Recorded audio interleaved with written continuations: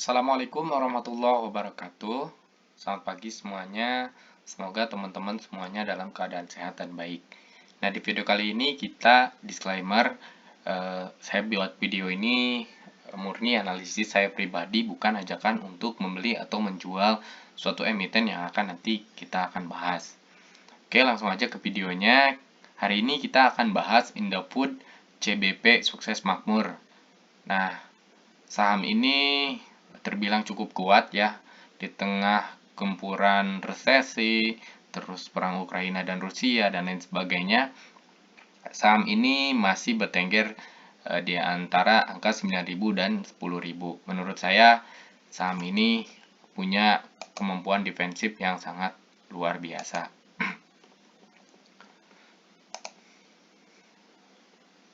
Oke, kita bahas langsung ke profilnya ya.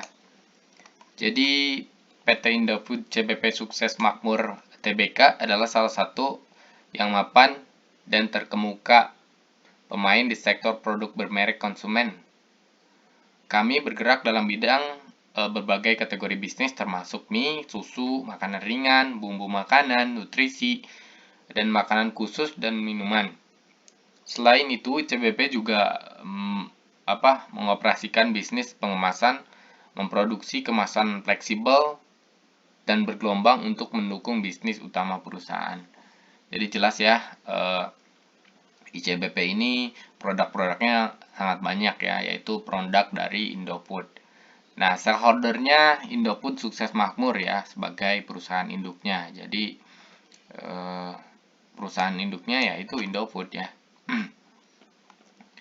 Terus di 80% dan porsi masyarakatnya di 19%. Ini adalah porsi yang cukup kecil untuk perusahaan customer ya, customer and goods. Jadi untuk posisi pemegang sahamnya di sini udah jelas ya.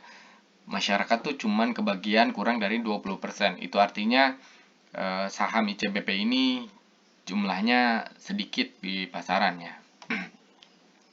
Oke, kita langsung ke case stat-nya yaitu ringkasan untuk laporan keuangannya. Nah, di sini kita lihat untuk pendapatannya dulu.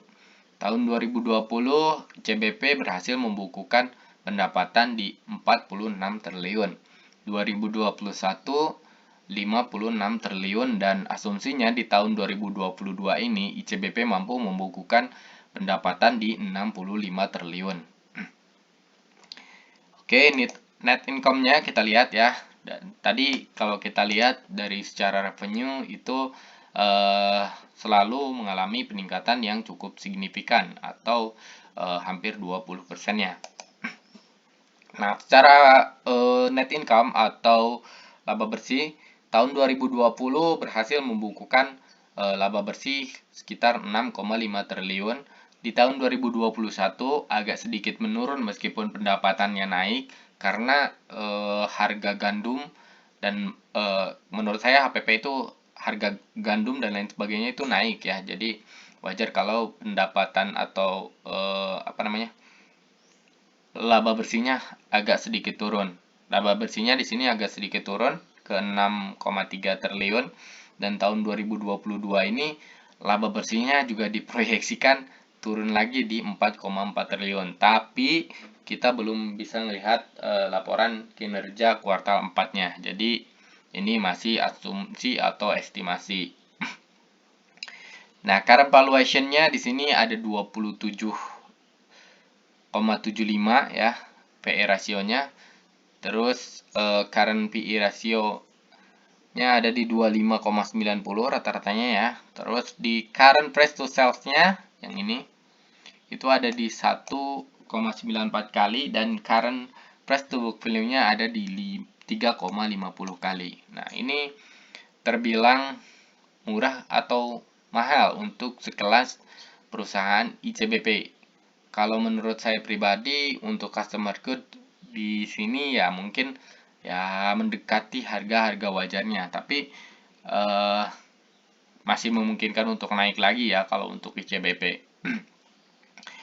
Lanjut bergeser ke sebelah kanan, di sini kita lihat balance sheet-nya, cash-nya cukup tebal juga, ada 12 triliun. Total aset di sini ada 113 triliun dengan total hutang 57 triliun atau 50% lebih dari total asetnya. Working capitalnya di 18 triliun, book value-nya di 35 triliun atau current book value per share-nya, harga buku saham ini gitu kan di 3000 ya. Jadi harga bukunya itu ya 3000 gitu kalau misalkan kita mau beli harga ICBP yang tidak terdiskon gitu. Mungkin nggak sentuh 3000 ya, cashnya mungkin aja ya, di market kan semua nggak ada yang tahu ya kenaikan atau penurunannya. Tapi untuk ICBP ini sendiri kalau menurut saya memiliki fundamental yang cukup kuat, karena ya itu tadi, berita negatif pun nggak masuk ke ICBP, dia sahamnya tetap di situ-situ aja gitu, di 9000, terus sekarang malah naik ke 10.000 gitu. Oke, kita lihat kinerja untuk harganya ya, kinerja harga. Di sini dalam 1 minggu terakhir ICBP mampu memberikan return di 0,48%. 1 bulan terakhir ICBP mampu memberikan return 1,94%. 3 bulan terakhir itu 10,53% dan 6 bulan terakhir itu di 11%. 1 tahun terakhir itu di 23,17%. Ya kalau misalkan kita nge-save uang di CBP dan dalam 1 tahun naiknya 23,17%, ini kita untung gede ya, karena ya karena ya return investasi yang memiliki fundamentalnya kuat, masuk LQ45 bisa naik segini tuh menurut saya ya wow banget gitu ya. Oke, di sini kita lihat cash flow-nya ya. Cash flow from operation-nya di 7,8 triliun. Cash from investing-nya 1,8 ya. Terus cash from financial-nya 2,8 minus capital expenditure itu di 1,5 triliun dan free cash flow-nya masih ada di 6,2 triliun. Jadi ya lumayan cukup tebal. Oke, kita lihat tadi apakah benar ya dari HPP-nya atau dari mana ini yang net income-nya malah tergerus ya, padahal secara pendapatan ini naik. Kita lihat ya. Kita lihat laporan finansialnya atau laporan keuangannya. Kita ini buka income statement langsung ya. Nah, di sini bisa kita lihat ya teman-teman, kalau misalkan pendapatan memang naik ya, pendapatan di CBP memang naik, tapi dibarengi dengan dengan harga pokok penjualan yang cenderung terus mengalami peningkatan nih. Contohnya kita buka di tahun kuartal 3 2022 ini 10 triliun, mendapatkan 16 triliun. Berarti sisanya cuma 6 triliun. Nah, ini kan sisanya 5,5 nih. 5,5 belum dikurangi beban usaha dan lain sebagainya. Nah, di sini di kuartal 2 juga sama ya. Ini ICBP mampu menjual 15 triliun, tapi tetap ya, malah APP-nya malah naik nih 10,8. Jadi ini jadi PR juga ya. HPP ini dari mana mengalami peningkatannya? Kalau menurut saya itu tadi dari bahan baku yang meningkat dan lain sebagainya ya. Apalagi kemarin kan harga gandum itu mahal banget ya. Ini kuartal 1 juga sama ya. Dia berhasil membukukan laba 17 triliun, tapi harga pokok penjualannya 11 triliun ya. Hasil laba kotornya cuma 5,8, belum dikurangi biaya-biaya beban usaha lainnya. Ini dia bisa membukukan laba di 3 triliun, 3,5. Penghasilan lain-lain nggak ada, malah ada beban lain-lain ya. Ini beban keuangan ya tuh. Kayaknya beban bunga. Malah habis kan ke bawahnya. Jadi yang menggerus keuntungan ICBP ini kebanyakan adalah dari harga pokok penjualan yang tinggi seperti itu. Oke, kita lihat ini analisis untuk ICBP ya, diupdate tanggal 16 Januari 2023. 31 analis rating for ICBP. Jadi ada 31 analis yang memberikan rating untuk ICBP. Nah, 30 diantaranya memberikan rating buy untuk ICBP dan 1 memberikan rating sell. Tidak ada yang memberikan rating untuk hold ICBP ya. Analisis target for ICBP itu average-nya di 11.776 ya. Dengan estimate harga tertingginya di 12.700 dan harga terendahnya di 9.870. Jadi ICBP ini ya low-nya udah lewat ya. Harga terendahnya udah lewat di 9.870, sekarang harganya di 10.500, OTW ke 11.776 dan harga tertingginya di 12.700. Ya, jadi kalau misalkan mau trading atau misalkan scalper kita ngambil keuntungan yang dalam waktu jangka pendek dan menengah gitu ya, enggak jangka panjang.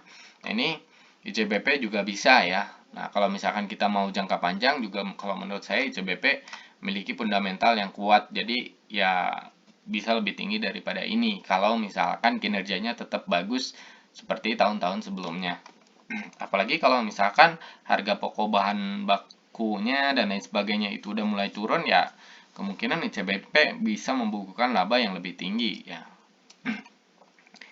Ini analisis konsensus estimate-nya untuk ICBP. Jadi tahun 2021 ini sudah tercatat ya.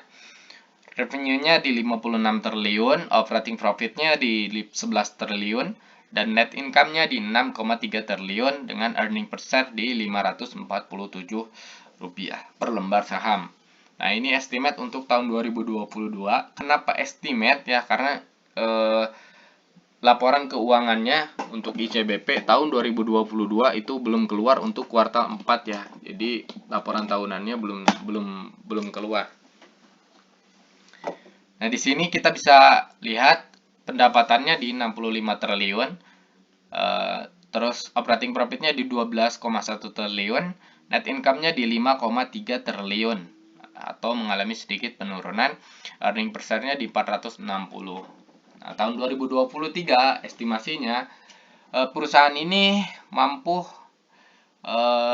bergerak malah makin naik ya. Karena menurut saya ICBP bakalan cerah ya. Revenue untuk tahun 2023 estimasinya di ICBP ini mampu membukukan laba di 72,1 triliun, operating profit di 14,0 triliun, dan net income-nya di 7,8 triliun dengan earning per share-nya atau per lembar sahamnya itu di Rp652 per lembar saham. Oke, mungkin itu saja ya kesimpulannya. ICBP ini kalau menurut saya, kalau untuk jangka panjang ini bisa ya, karena dia memiliki kemampuan defensif yang cukup kuat ya. Terus ini semua orang juga pasti butuh produk dari ICBP ini. Meskipun memang banyak ya saingan dari Indofood ini, tapi kalau menurut saya Indofood ini salah satu yang punya goodwill yang bagus atau yang punya brand market yang sangat kuat gitu. Jadi ya 11-12 mungkin sama Unilever ya kekuatannya.